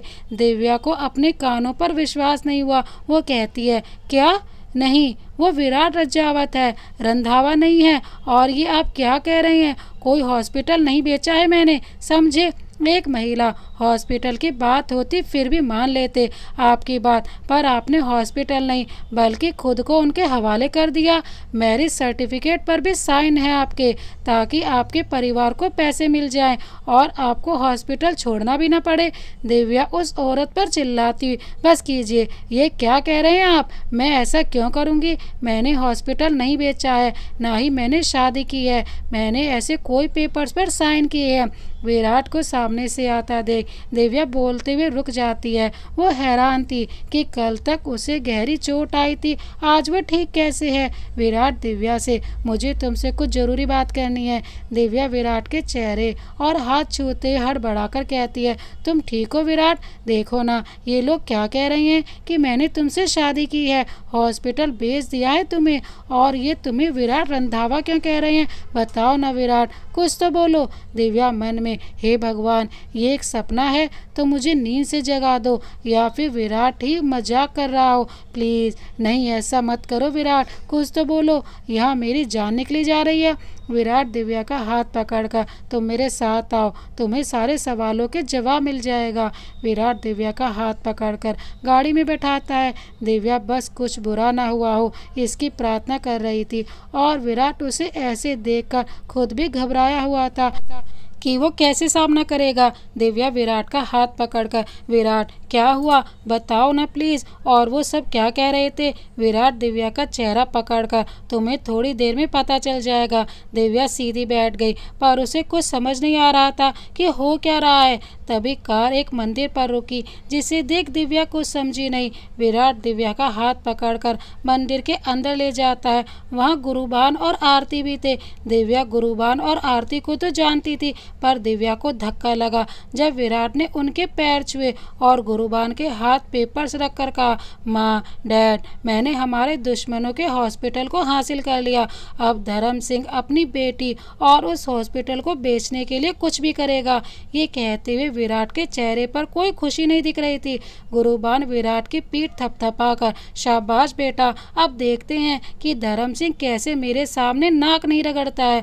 आरती दिव्या के पास आकर उसके चेहरे पर हाथ फेर कर, बहुत ही सुंदर पसंद है मेरे बेटे की, तुम्हारे बारे में बहुत सुना है बेटा। इनकी दुश्मनी के चलते पहले सोचती थी कि तुम मेरे घर की बहू नहीं बन सकती, पर विराट ने मेरी इच्छा भी पूरी कर दी। दिव्या की आंखों में आंसू थे। उसने विराट को देखा, जो नज़र नीचे किए गुरुबान के पास खड़ा था। दिव्या मन में, एक बार कह दो विराट, ये झूठ है, प्लीज़ तुम ऐसा नहीं कर सकते हो। आरती के पास एक औरत खड़ी थी, एक थाल लिए जो कपड़ों से ढका था। आरती ने वो कपड़ा हटाया, उसमें कंगन और हार थे। आरती ने कहा, ये पुश्तैनी है, हमारे घर की बहुओं को दिया जाता है, अपना हाथ आगे करो। दिव्या अभी भी विराट को देख रही थी, तो आरती ने उसका हाथ पकड़कर चूड़ियाँ उतार उनके बीच जोड़ के कंगन पहनाया और गले में हार पहनाया। वो बहुत सारे आदमी बंदूक से दिव्या को घेरे हुए थे, जिससे वो कहीं भाग भी नहीं सकती थी। आरती ने दिव्या को एक चुनरी उसके सर पर डाली। दिव्या डर से थोड़ा पीछे हुई तो एक आदमी ने उसके कान के पास बंदूक चला दी। दिव्या ने अपने कान बंद कर लिए। विराट एकदम से उस आदमी को घूर कर उसके पास जाता हुआ, विराट ने गुस्से में जिसने बंदूक चलाई थी उसका गला पकड़ लिया और कहा था ना कि दिखाने के लिए ही तानना था, ताकि वो ठहरी रहे, गोली चलाने को नहीं कहा था। गुरुबान विराट का पागलपन देखकर, विराट छोड़ो उसे, वो मर जाएगा। विराट उस आदमी को वहीं पटक कर वापस गुरुबान के साइड में खड़ा हो गया। आरती ने दिव्या को संभाला, उसके आंसू पहुंचे और कहा, कुछ नहीं हो रहा है, देखो सब ठीक है। जैसी आरती ने दिव्या के हाथ पकड़े, दिव्या के हाथ ठंडे पड़ चुके थे। आरती पंडित से, पंडित जी, क्या सारी तैयारी हो गई है? पंडित, वो सब तो हो गया है, पर कन्यादान कौन करेगा? आरती दिव्या के सर पर हाथ रखकर, ये अब हमारी बेटी भी है, तो मैं और ये दोनों तरफ से सारी रस्में पूरी करेंगे, आप बस मंत्र पढ़िए। दिव्या ये सुनकर वहाँ से भागने लगती है, पर सामने विराट आ जाता है। वो बिना दिव्या से नजरें मिलाए दिव्या का हाथ पकड़ ले जाता है। दिव्या अपना हाथ छुड़वाते हुए, विराट रंधावा, क्या यही तुम्हारी ताकत है? छोड़ो मुझे, छोड़ो मेरा हाथ। विराट की आंखों में भी वही आंसू बह रहे थे, पर अपने आंसू दिव्या को न दिखाकर अपने हाथ को दृढ़ कर वो दिव्या को मंडप तक ले जाता है और आसन पर बिठाता है। दिव्या बस रोए जा रही थी। उसने क्या सोचा था अपनी जिंदगी के बारे में और क्या हो गया। दिव्या ने आंसुओं के साथ अभी भी विराट से हाथ छुड़ाते हुए कहा, विराट प्लीज़ ऐसा मत करो, ऐसा करने से तुम्हें सिर्फ मेरी नफरत मिलेगी और कुछ नहीं। विराट खुद को भी ना सुन किसी पत्थर की तरह बैठा था। गुरुबान और आरती ने ही कन्यादान किया, उसके बाद गठबंधन किया गया। अब जैसे विराट ने दिव्या की मांग की तरह सिंदूर भरने के लिए हाथ आगे किया, दिव्या ने ना में सिर हिलाया, पर विराट ने बिना उसकी तरफ देखे सिंदूर भर दिया और मंगलसूत्र पहना दिया। फेरों की जैसी बारी आई तो दिव्या नहीं उठी तो विराट ने उसे गोद में उठा, फेरे लेने लगा। पूरी शादी में उसने एक बार भी दिव्या की तरफ नहीं देखा। उसके बाद दिव्या को अपनी कार में बिठाया। दिव्या विराट से छूटने की अभी भी नाकाम कोशिश कर रही थी। रंधावा भवन। विराट दिव्या को घर के अंदर ले जाता है। वहाँ दिव्या सभी को देख बहुत घबरा जाती है। वो अब कोशिश भी नहीं कर रही थी अपना हाथ विराट से छुड़ाने की। वो चुपचाप अंदर जाती है। इतने सारे लोगों को देख वो उल्टा विराट को पकड़ लेती है। पूरे घर में जैसे जश्न का माहौल हो रहा था। आरती दिव्या को ले गई, जिसके साथ विराट छत पर गया और जिस हाथ से उसने दिव्या को पकड़ा था वही हाथ जोरों से दीवार पर मारता रहा जब तक उसमें से खून न निकल गया था और वहीं बैठकर रोने लगा और खुद से ही कहता है, मुझे माफ़ कर दो दिव्या। दिव्या, मैं समझ ही नहीं पाया। मुझे तो तुमसे तभी प्यार हो गया था जब तुम्हें पहली बार अपने करीब पाया था। ऐसा कभी नहीं हुआ मुझे किसी लड़की के साथ ऐसी फीलिंग आई हो। मैं आज दिल से ये शब्द कह रहा हूँ, जो तुम मेरे सामने नहीं हो। मैं दिल से कहता हूँ, मैं तुमसे बहुत प्यार करता हूँ। मैं तुमसे इतना प्यार करता हूँ कि एक खरोंच भी नहीं देख सकता तुम पर। दिव्या आरती के कहने पर सारी रस्में कर रही थी, तभी विराट नीचे आया। आरती और गुरुबान विराट के हाथों में पट्टी देखकर पता लगा चुके थे कि विराट ने इतना समय खुद को नॉर्मल करने में लगाया है। कुछ देर बाद आरती दिव्या को खाना खिला रही थी, तभी एक औरत आरती के पास बैठी बोली, आरती ये तेरी बहू है, सर पर मत चढ़ा इसे, और दुश्मन भी है वो अलग। दिव्या औरत की बात सुनकर खुद ही खाना खाने लगी तो आरती ने उसके सर पर हाथ फेर कर निवाला खिलाते हुए उस औरत से कहा, क्या करे हम भी, बेटी नहीं है ना तो पता ही नहीं है कि दोनों में अंतर क्या होता है। एक बेटी होती तो सब समझ जाते, और जहाँ तक दुश्मनी की बात है वो सिर्फ धर्म सिंह से है। ये जवाब सुनकर वो औरत शर्मिंदा होकर चली गई और आरती ने दिव्या के मुंह से खाना साफ किया। दिव्या का डर कम होते जा रहा था और आरती भी उसे एकदम माँ जैसा बर्ताव करती रही। दिव्या को जरा से खराश भी हो जाती तो उसके लिए पानी लेकर आती।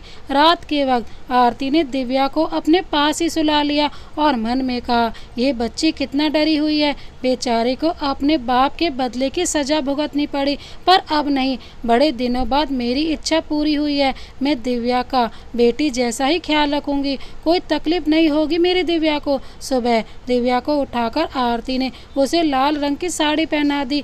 अब दिव्या आरती से ना डर उसके साथ रहती थी। तभी पुलिस के हॉर्न की आवाज़ आई तो दिव्या और आरती नीचे आए। दिव्या ने जैसे पुलिस और उनके पीछे पार्वती और धर्म को देखा तो वो उनकी तरफ बढ़ी। आरती ने दिव्या को जाते देखा तो आरती की आंखें नम हो गई, पर उससे पहले विराट दिव्या के सामने आ गया और पुलिस से बोला, क्या वो इंस्पेक्टर यहाँ आ गए?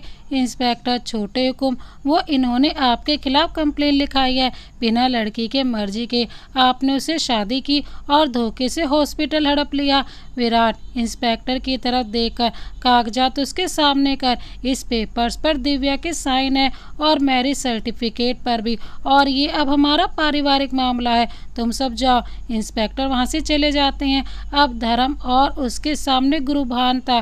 धर्म, ये तुमने अच्छा नहीं किया। गुरुभान, दुश्मनी मुझसे है ना, तो मेरी बेटी इन सब के बीच में क्यों पिस रही है? आरती दिव्या के पास आकर, तुम्हारी नहीं, अब ये हमारी बेटी है।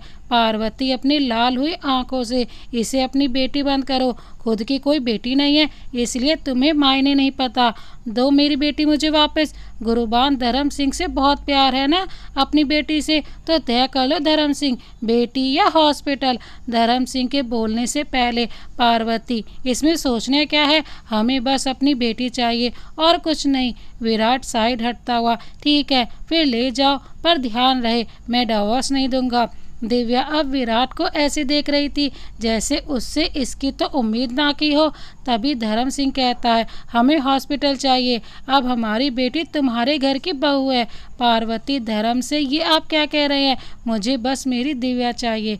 धर्म सिंह पार्वती से, तुम्हें क्या लगता है मुझे दिव्या नहीं चाहिए, पर हालात देखो, विराट उसे डिवोर्स नहीं लेगा तो वो कैसे अपनी ज़िंदगी शुरू करेगी। और जहाँ तक मुझे पता है, जब तक आरती रंधावा हमारी बेटी के पास है उसे कुछ नहीं होगा, और हॉस्पिटल आते ही हम दिव्या को भी बचा लेंगे। पार्वती वहाँ खड़े होकर बस आंसू बहाए जा रही थी। तभी विराट ने कहा, मैं नहीं भूल सकता कि कैसे मेरी बुआ फांसी पर लटकी थी। माँ कुछ नहीं करेगी, पर मेरे हाथ बंधे नहीं है धर्म सिंह। सिर्फ एक रास्ता है तुम्हारे पास, अगर अपनी बेटी को खुश देखना चाहते हो तो मैं भी उसे वही इज्जत दूंगा, पर पहले तुम्हें मेरे डैड से अपनी बेटी की खुशी की भीख मांगनी होगी। धर्म, तुम दिव्या के साथ ऐसा कुछ नहीं कर सकते। तभी विराट ने दिव्या का हाथ मरोड़कर उसकी पीठ से लगाते हुए कहा, अभी भी कोई और सबूत चाहिए। आरती आगे बढ़ती, विराट छोड़ दिव्या को। गुरुबान आरती को रोकता है। विराट धर्म सिंह से, धर्म सिंह मेरे डैड से अपनी बेटी की खुशियों की भीख मांगो, नहीं तो। तभी दिव्या की चीख सुन धर्म सिंह, नहीं नहीं, मैं जो तुम बोल रहे हो वो मैं करता हूँ, तुम दिव्या को छोड़ दो, मैं करता हूँ। धर्म सिंह आगे आकर घुटनों पर बैठ जाता है और गुरुबान के पैरों पर अपना सर रखा, मुझे माफ़ कर दो गुरुबान, सही समय रहते मैंने तुम्हारी बहन को अपने घर की बहू के रूप में नहीं अपनाया, इसीलिए मेरी बेटी का ये हाल है। मेरी वजह से मैं अपनी बेटी की खुशियों की भीख मांगता हूँ। प्लीज़ विराट, उसे डिवोर्स तो नहीं दे रहा, पर विराट से कहो कि उसे वो सारी खुशी दे जो एक पति देता है। विराट दिव्या को छोड़ देता है। गुरुबान धर्म को उठाकर उससे कहता है, तुमसे क्या बैर है धर्म, बस बहुत ज़रूरी सबक सिखाना था तुम्हें कि खुशियों की कीमत क्या होती है। मुझे भी बदला लेकर कोई खुशी नहीं मिली। और जहाँ तक हॉस्पिटल की बात है, गुरुबान ने एक कागज़ पर साइन कर धर्म से, मैंने अपनी घर की इकलौती बहू को कोई तोहफा नहीं दिया, तो ये हॉस्पिटल मैं उसके नाम करता हूँ। तुम्हारी बेटी करोड़ों में एक है धर्म सिंह, पत्थर में भी जान फूंक दे, पर मेरे चट्टान जैसे बेटे को हिला दिया और तुम उसे ही कम समझ रहे थे। धर्म सिंह गुरुबान के सामने हाथ जोड़े बिना कुछ कहे वहाँ से चला गया। आरती दिव्या को अपने साथ ले गई कमरे में, हाथ पर पट्टी बांधने के बाद उसे नीचे ले आई और उससे रसोई की पहली शुरुआत की। दिव्या के हाथ का खाना खाकर विराट ने अब दिव्या को देखा जो सर नीचे किए खड़ी थी। विराट हल्का सा मुस्कुराया और खाना खाने लगा। कुछ देर बाद आरती दिव्या को मंदिर ले गई, वहाँ भी पूजा कराई। आते आते रात हो गई, दिव्या भी थक चुकी थी, आरती भी। तो गुरुबान ने आरती को संभाल कर विराट से कहा, बेटा जा तू बहू को ले जाकर सुला दे, मैं थारी माँ को संभालता हूँ। विराट ने हाँ तो बोल दिया, पर जैसे ही दिव्या की तरफ गया, दिव्या उसे देख पहले ही गुस्से में, मेरे पास एक ही हाथ है, अब विराट रंधावा क्या उसे भी तोड़ दोगे। विराट उसकी बात पर ध्यान न देकर उसे उठाकर ही ले गया अपने रूम में और बेड पर लिटा दिया। तभी दिव्या ने विराट का कॉलर पकड़कर कहा, अब क्यों दूर भाग रहे हो, मेरा सामना करने की हिम्मत नहीं है ना तुम में, तो फिर मेरी फीलिंग के साथ क्यों खेला जब पता था कि मेरा सामना करने की हिम्मत नहीं है। विराट अपने आप को दिव्या के पास जाने से रोकते हुए, दिव्या छोड़ो मुझे, अभी समय नहीं है। दिव्या विराट को ना छोड़ती, अभी ऐसा क्या हो जाएगा, भूलो मत, तुमने मेरे पापा से वादा किया है। विराट ने दिव्या के हाथ पकड़कर बेड से लगाते हुए कहा, वही कर रहा हूँ मैंने वादा नहीं किया होता ना तो अभी मेरी कॉलर नहीं पकड़ रही होती, बल्कि मुझसे छूटने की कोशिश कर रही होती। और कहीं इतनी जल्दी है तो बोल दो, हनीमून वैसे ही पेंडिंग पर है। इतना कहकर विराट ने दिव्या को छोड़ा और दिव्या के पास पीट करके सो गया। नेक्स्ट डे, अगले दिन, दिव्या अपने बाल खिड़की के पास खड़ी होकर सुखा रही थी, जिससे कुछ छींटे विराट के चेहरे पर गए। विराट ने आंखें खोलकर देखा, पीले रंग की साड़ी में पीली चूड़ियाँ और कानों में सोने की बालें पहनी थी। दिव्या ने देखा तो कहा, फ्रेश होकर आ जाओ जल्दी, माँ ने कल कहा था कि साथ में कुलदेवी के मंदिर जाना है हमें, मैं नीचे जा रही हूँ। जैसे ही दिव्या जाने लगती है विराट उसका हाथ पकड़कर अपनी ओर खींचता है। दिव्या कुछ बोलती उससे पहले विराट उंगली उसके होठों पर रखकर दूसरे हाथ से उसकी आंखें बंद करता है, फिर उसके होठों से उंगली हटाकर उसकी मांग में सिंदूर भरता है और आंखों से हाथ हटाकर मंगलसूत्र पहनाता है। दिव्या विराट को धक्का देते हुए, ज़्यादा स्मार्ट बनने की कोशिश मत करो, मैंने पहले ही कहा था कि वो शादी रोक लो, नहीं तो मेरी नफरत के अलावा तुम्हें कुछ नहीं मिलेगा। अब मैं तुम्हें इतनी नफरत करूंगी कि तुम खुद मुझे छोड़ दोगे। दिव्या के मुंह से ये बात सुनकर विराट को ठेस पहुंची, पर अब उसने जैसे दिव्या के साथ किया वो खुद को इसका दोषी मानता है। दिव्या नीचे आई तो आरती ने दिव्या से पूछा, अब हाथ ठीक तो है ना बेटा? दिव्या नजरें झुकाकर आरती के पैर छूने के बाद, ये जख्म तो ठीक हो जाएगा माँ, पर उस जख्म का क्या जो आपके बेटे ने मेरी आत्मा को दिए हैं? आरती दिव्या के सर पर हाथ फेरकर, उसे क्या आखिरी मौका भी नहीं मिल सकता बेटा मेरी खातिर? दिव्या ने आरती से, मेरे लिए बहुत मुश्किल है माँ, लेकिन आपकी आंखों में आंसू नहीं देख सकती। जब कोई नहीं था आपने मेरा बेटी जैसा ख्याल रखा, पर मैं चाह कर भी विराट को माफ़ नहीं कर पाऊंगी। कि तभी वहाँ विराट और गुरुबान आ गए। दिव्या अपने आंसू पहुँचकर गुरुबान के पैर छूती है। गुरुबान उससे आशीर्वाद देता है। घर के मंदिर में पूजा करने के बाद विराट के साथ कुलदेवी के दर्शन करने गई मंदिर में। वहाँ जाते जाते दोपहर हो जाती है। वहाँ पहुँचते पंडित जी ने दोनों से कहा, तुम दोनों को यहाँ पूजा करके पेड़ में धागा बांध कर मन्नत मांगनी होगी। दिव्या और विराट ने वैसा ही किया तो उन्होंने साथ में देवी माँ की पूजा की और आरती भी दोनों ने साथ में ही की। फिर पंडित जी ने उन्हें एक धागा दिया। उन दोनों ने धागा बांधते वक्त मन्नत मांगी।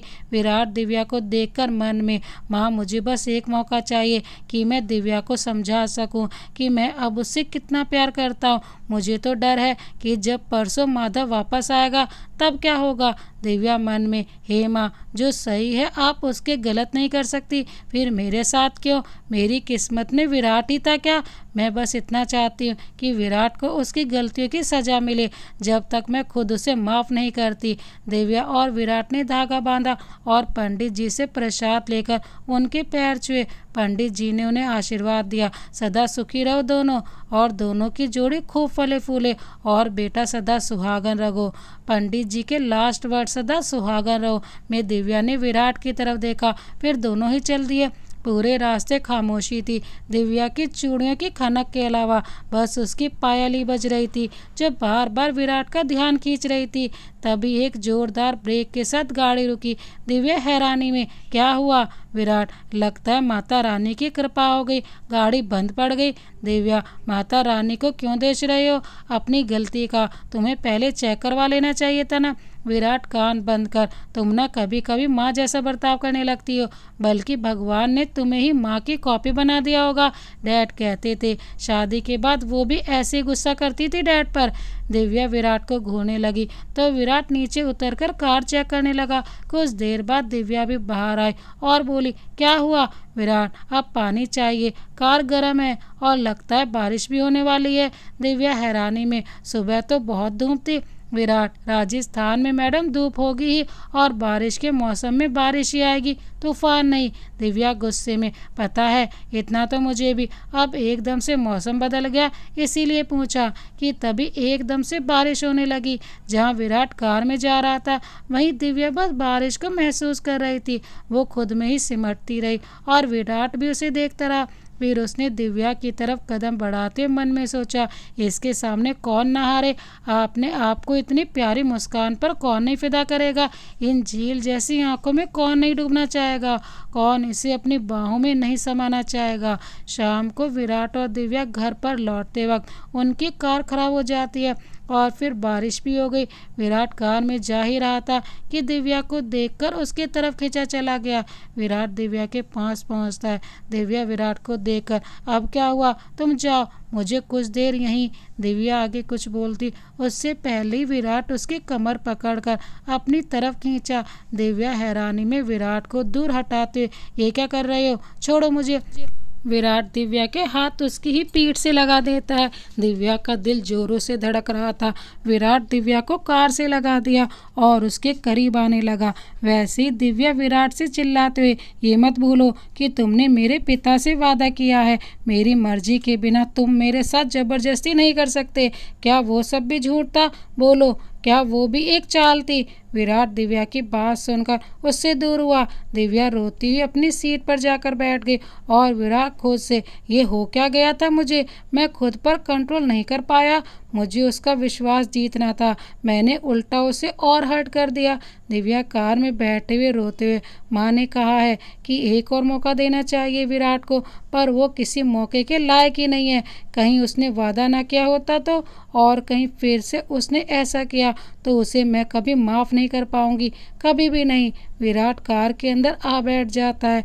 दोनों ही बारिश रुकने का इंतजार कर रहे थे, पर लगता था कि आज बारिश रुकेगी ही नहीं। विराट मन में, ऐसे तो कभी ऐसी बारिश नहीं हुई, रात भी होने वाली है, अब क्या होगा? हे माता रानी, सॉल्यूशन निकालने को कहा था, आप तो एक के बाद एक प्रॉब्लम में डाल रहे हो।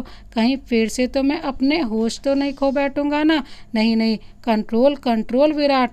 रात भी हो चुकी थी और दिव्या को नींद भी आ रही थी, तो कब दिव्या की आंख लग गई पता ही नहीं चला।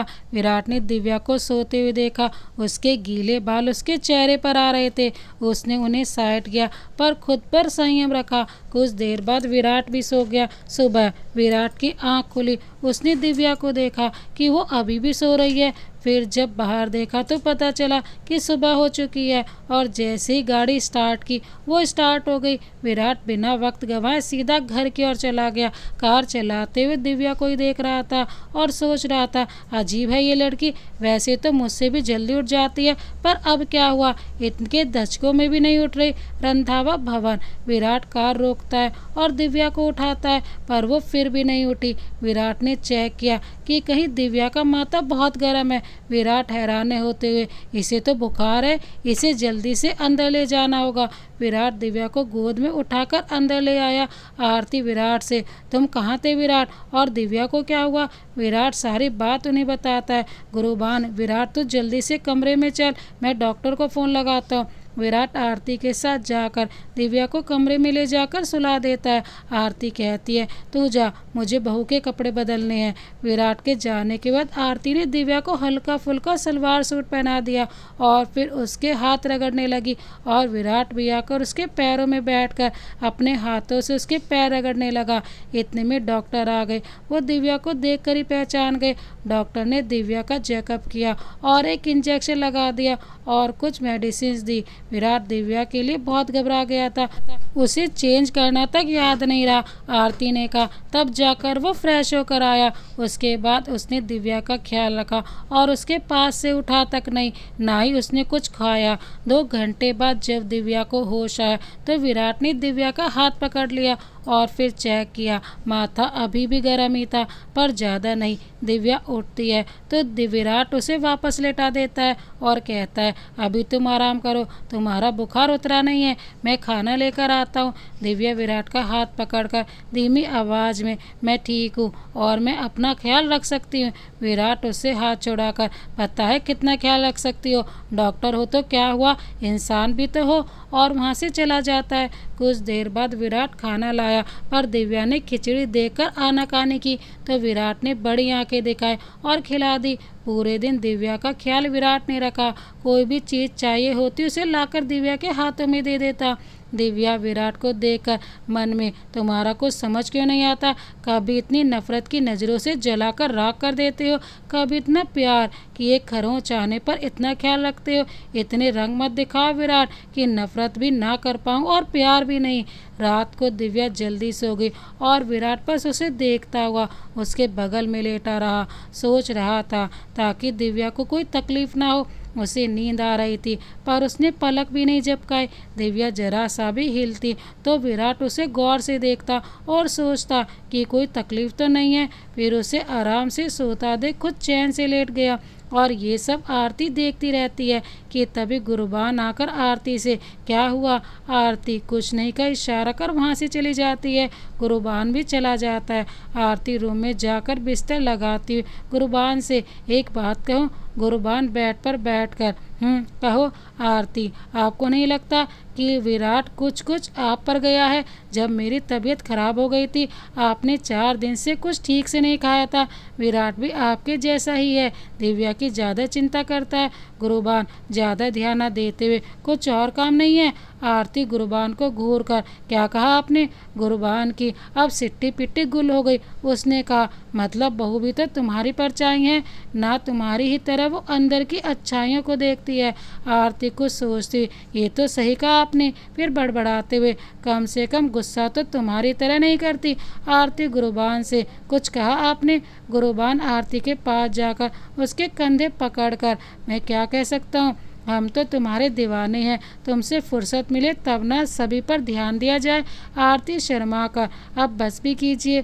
गुरबान मन में बच गया। आरती, फिर कुछ कहा आपने? गुरबान नामे सिर हिलाकर आरती का सर चूम लेता है। सुबह सुबह दिव्या की आंख खुली। उसने देखा कि विराट उसे अपनी बाहों में लिए हुए सो रहा था। दिव्या ने जैसे ही विराट का हाथ छुआ ही था कि विराट दिव्या के और करीब आकर उसे जकड़ लिया। दिव्या विराट से, विराट छोड़ो मुझे, पर विराट नहीं सुन रहा था। दिव्या ने विराट को हिलाया, तब जाकर विराट उठा और दिव्या से कहा, तुम्हें कुछ चाहिए? मैं लाता हूँ। दिव्या, क्या तुम मुझे छोड़ोगे? विराट दिव्या को छोड़कर उससे सॉरी बोलता है। वो, मुझे लगा कि तुम्हारी तबीयत खराब है, कहीं जल्दबाजी में उठते हुए तुम गिर जाओगे बेड से, इसीलिए वो। दिव्या उसे हाथ दिखाकर, बस हो गया, अब मैं जाऊं? विराट चौंकर, तुम कहाँ जा रही हो? दिव्या उसे घूर कर, नहाने जा रही हूँ। विराट अपने दांतों तले जीभ दबा लेता है और दिव्या वहाँ से वॉशरूम जाती है। नहाकर आने के बाद दिव्या अब काफ़ी अच्छा महसूस कर रही थी। विराट दिव्या को देखता है तो हर बार की तरह देखता ही रह जाता है। नीली साड़ी और सफ़ेद कोट थी। दिव्या आईने के सामने आकर अपने बाल सुखाकर, मांग में सिंदूर और गले में मंगलसूत्र और हाथों में आरती के दिए कंगन और नीली चूड़ियाँ पहनती है। इतने में विराट भी नहा कर आ जाता है। वो दिव्या से कहता है, तुम इस हालत में कहाँ? दिव्या, हॉस्पिटल जा रही हूँ। विराट, मैं भी चलता हूँ, रुको। दिव्या हाथ बांधे खड़े, मन में, अब पता नहीं क्या होगा, अब और गड़बड़ नहीं कर सकती मैं, मुझे अकेले ही सब संभालना है। दिव्या बिना विराट की तरफ देखे वहाँ से चली जाती है और विराट उसे देखता रहता है। दिव्या जैसे ही नीचे जाती है, पहले वो आरती के पैर छूती है, फिर त्योरियाँ देखकर कहती है, आज कौन सी पूजा है माँ? आरती, आज करवा चौथ है, भूल गई क्या? दिव्या, सॉरी माँ, वो दिमाग से ही निकल गया। आरती दिव्या के सर पर हाथ फेरकर, कोई बात नहीं, तुम्हारी तबीयत ठीक नहीं थी ना, तो एक काम करो, रहने दो, एक ही तो करवा चौथ है और आएंगे, तुम्हारी सेहत सही रहेगी तो मेरे बेटे की भी सेहत सही रहेगी। दिव्या मन में, मैं माँ का विश्वास नहीं टूटने दे सकती, चाहे मुझे हॉस्पिटल की कैंटीन में ही क्यों न लंच करना पड़े, पर उस राक्षस के लिए व्रत कभी नहीं रखूंगी। दिव्या आरती से, क्यों नहीं माँ, मैं व्रत रखूंगी ना, आपने ही कहा है कि विराट को आखिरी मौका मिलना चाहिए, समझ लीजिए वही दे रही हूँ। अब मेरी विराट से शादी हुई है, उसके साथ ही जीवन भर रहना है, तो कोशिश भी मुझे करनी होगी। नीचे आ रहा विराट सब सुन लेता है और खुश होकर मन में, मतलब दिव्या मुझे माफ़ करने की कोशिश कर रही है, वो भी शायद मुझसे प्यार करने लगे, शायद वो कोशिश कर रही है, मैं भी हमारे रिश्ते को सुधारने की कोशिश करूँगा। आरती, विराट को देख लो। विराट भी आ गया, दोनों साथ में चले जाना। विराट में खाना लगाती हूँ, पर दिव्या ने विराट को देखा ही नहीं। विराट नामे सिर हिलाते हुए, दिव्या आरती से, माँ, वो मुझे जल्दी निकलना है, विराट आ जाएंगे, मैं निकलती हूँ। तभी विराट कहता है, वो मैंने भी आज व्रत रखा है। दिव्या, तो मैं भी ऑफिस जा ही रहा हूँ, तुम्हें ड्रॉप कर दूंगा। दिव्या की आंखें नम होने लगती हैं। वो मन में, क्यों ऐसा करते हो विराट? जब भी तुमसे नफरत करने की कोई वजह मिलती है तो हमेशा ऐसी वजह तैयार होती है जो तुम्हारी ओर खींचती है। पहले मेरा ख्याल रखा और अब ये सब, ऐसे में कमज़ोर पड़ने लगती हूँ। तुमसे गुस्सा होकर भी तुमसे नफरत नहीं कर पा रही हूँ। विराट दिव्या के पास आता है। दिव्या आगे चली जाती है और कार में जाकर बैठ जाती है। विराट कार में बैठता है और दिव्या शांत खिड़की से हाथ टिकाए बैठी है और दूसरा हाथ सिर पर टिका है। और इस बार सच में विराट का हाथ गियर की जगह दिव्या के हाथ पर पड़ा। दिव्या अपना हाथ पीछे करती है, विराट कोई सफाई देता। इससे पहले दिव्या विराट से, बस मैं समझ गई, इट्स ओके। हॉस्पिटल पहुंचने के बाद दिव्या अंदर गई और विराट भी उसके पीछे आया। दिव्या ने ज़्यादा ध्यान नहीं दिया विराट पर, वो आगे बढ़ गई। जैसे ही अंदर गई उसने मन में सोच लिया था कि उसे अब तानों का सामना करना होगा, पर ऐसा नहीं हुआ। उसके अंदर आते ही सभी लोग दिव्या को शादी की बधाइयाँ देने लगे। दिव्या को कुछ समझ नहीं आया। उसने पीछे विराट को देखा जो मुस्कुराकर सभी से हाथ मिला रहा था। तभी वो दिव्या के पास आया। दिव्या भी नकली मुस्कुरा दी, फिर विराट का हाथ पकड़कर अपने केबिन में ले गई और दरवाजा बंद करते हुए कहा, अब ये क्या नया नाटक लगा रखा है। विराट एक मुस्कान के साथ, मैंने तो बस विपिन से कहा कि इनकी गलत फहमी दूर कर दे। दिव्या विराट की कॉलर पकड़कर, मुझे बेवकूफ़ बनाने की कोशिश मत करो, अब मैं तुम्हारी बातों में नहीं आऊँगी, समझे। सही सही बताओ, क्या प्लानिंग चल रही है तुम्हारी। विराट दिव्या के करीब आकर, प्लानिंग तो ये है कि अभी तुम्हें अपनी बाहों में भर लूं, पर तुम्हारे बाप की वजह से रुका हुआ हूँ। दिव्या विराट को दूर धकेल कर, तमीज से विराट, बंद करो अपना नाटक और सच सच बताओ मुझे, शुरू से अभी तक की सारी कहानी बताओ मुझे। विराट अपनी घड़ी देखकर, सच जानना है, क्या हिम्मत है तुम में सच जानने की। दिव्या मन में अब हिम्मत ही जुटा रही थी। हाँ है हिम्मत, इतना झूठ सहा है, सच क्या चीज़ है, बोलो। विराट दिव्या की आंखों में देखकर, हाँ मैंने विपिन से कहकर अभी को मनाया था, उनसे कहा कि हॉस्पिटल बिका ही नहीं बल्कि सिर्फ हमारी शादी हुई है। सभी ने विपिन की बात मान ली। दिव्या ने गहरी सांस ली और कहा, थैंक गॉड। विराट दिव्या को देखकर अब नम लाल आंखों से उसे अपने सीने से गले लगा लिया। दिव्या उसे छूटती, विराट अभी तुम ही कह रहे थे। विराट दिव्या की ओर जकड़ता पाता है, मुझे सब याद है, पर आज मुझे तुमसे ज़रूरी बात करनी है। आज नहीं कही तो कभी नहीं कह पाऊंगा। तुम्हें याद है हमारी पहली मुलाकात हुई थी, जब से तुम्हें देखा है ना मैं ठीक से सो भी नहीं पाया था। हाँ उस दिन मैं आया ज़रूर था खुद को चोट पहुंचाकर कि अपनी दुश्मन से बदला लूँगा, पर मैं तुम्हें देखते ही तुम में खो गया था। तुम मेरे करीब होती तो मैं सब कुछ भूल जाता हूँ। हाँ लेकिन खुद को मजबूत करके खुद को जानबूझकर तुम्हारा दुश्मन बन जाता हूँ, पर कितनी तकलीफ होती है मुझे ही पता है। तुम्हें कभी मेरे मन को जानने की कोशिश ही नहीं की। जब तुम कॉफ़ी शॉप में वो लड़के तुम्हें छेड़ रहे थे, मुझे अच्छा नहीं लगा तो मैंने उनका हुलिया बिगाड़ दिया। तब तुम्हें मुझसे प्यार नहीं दिखा। मैंने ठीक है तुम्हारे साथ गलत किया, ज़बरदस्ती शादी नहीं करनी चाहिए थी तुम्हारे साथ, पर उससे तुमसे क्या खुद से भी नज़रें नहीं मिला पाया। मैं डर रहा था कि कैसे सामना करूंगा तुम्हारा। जिस हाथ से तुम्हें पकड़ा था उसे भी जख्म दिया, फिर भी खुद को माफ़ नहीं कर पा रहा हूँ।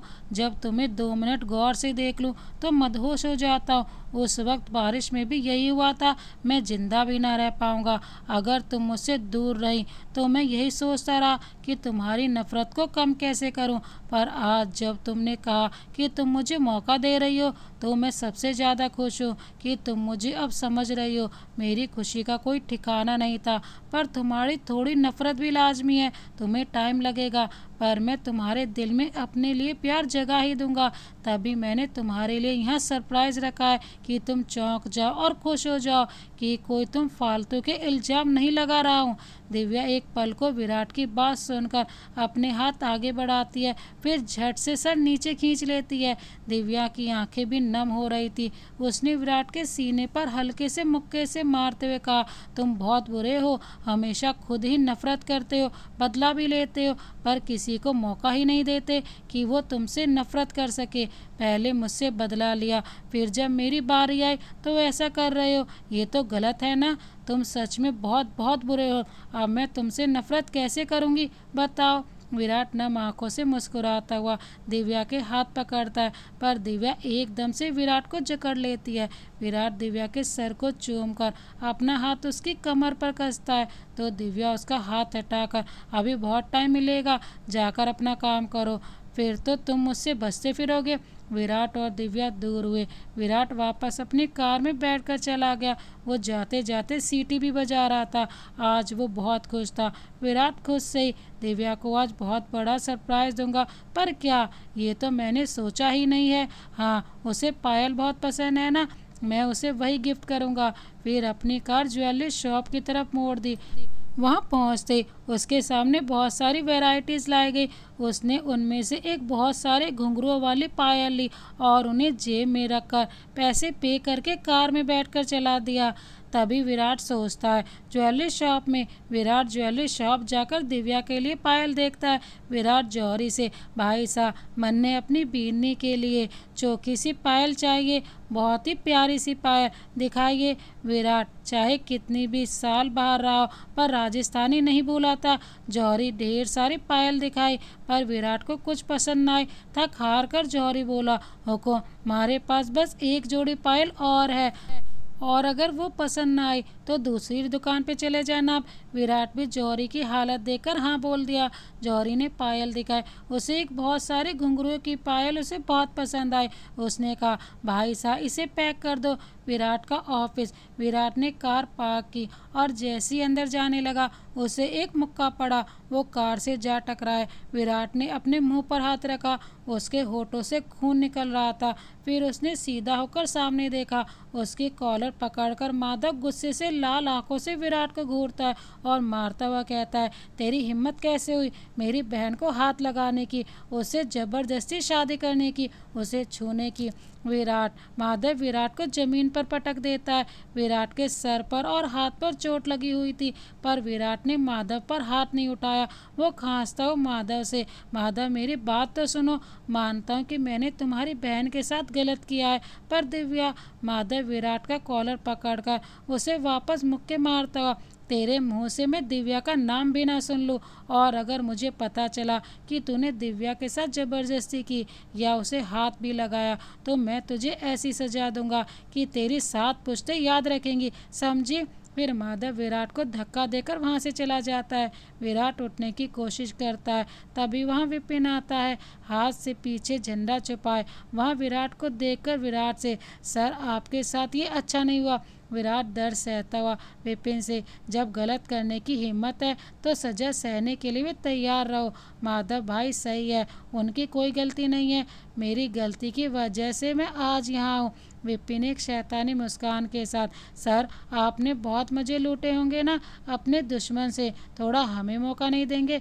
विराट विपिन को गुस्से में घूरता हुआ उसके कॉलर पकड़कर, मैं तेरी जुबान खींच लूंगा, तू तो उनमें से है जो ना इधर का है ना उधर का है, सिर्फ तुझे पैसों से मतलब है। विपिन मुस्कुराकर, अरे आपको कैसे पता, मैं तो ये सोच रहा था कि आपको मारने के बाद शराब का भी मजा लूंगा। और शबाब।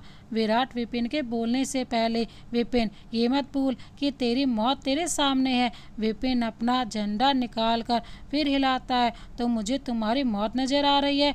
विराट कुछ समझ पाता। विपिन ने डंडे से विराट के सर पर जोर से वार किया और विराट अपना सर पकड़कर वहीं बेहोश हो जाता है। विपिन 2-4 बार और मारकर वहां से चला जाता है। Jodhpur city hospital. दिव्या एक पेशेंट को मेडिसिन दे रही थी। दिव्या पेशेंट से, ये सुबह दूध के साथ खाली पेट और ये सुबह शाम को पानी के साथ। पेशेंट हाँ में सिर हिलाकर सब समझकर वहां से चला जाता है। तभी एक नर्स आती है, वो हाँफ रही थी। ज्योति उसे देखकर, अब कौन सी प्रॉब्लम है। नर्स घबराते, वो विराट सर को किसी ने बहुत बुरी तरह मारा है मैम, उनकी हालत बहुत ख़राब है, आप जल्दी चलिए। दिव्या ने जैसे ही विराट का नाम सुना वो दौड़कर बाहर आ गई। विराट का सेक्रेटरी उसे ला रहा था। दिव्या विराट को खून से लथपथ देखकर विराट से, ये कैसे हुआ, क्या हुआ है उसे, तुम कुछ जानते हो। सेक्रेटरी, नो मैम, मैंने बस इन्हें पार्किंग की जगह पर बेसुध पाया और यहाँ ले आया।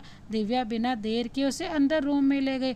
वहाँ उसका खून साफ कर मरहम पट्टी की, उसके बाद एक इंजेक्शन और बोतल चढ़ाई।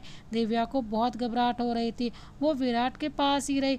तभी उसे एक कॉल आई जिससे दिव्या सारा मामला समझ गई। माधव, दिव्या तू हॉस्पिटल में है ना, अभी घर आ। दिव्या रोते, भाई आप आ गए। माधव दिव्या का रोना सुनकर बेचैनी से, दिव्या क्या हुआ, तू ठीक तो है ना, क्या हुआ है, मैं हॉस्पिटल आ रहा हूँ तेरे पास, रुक तू वहीं।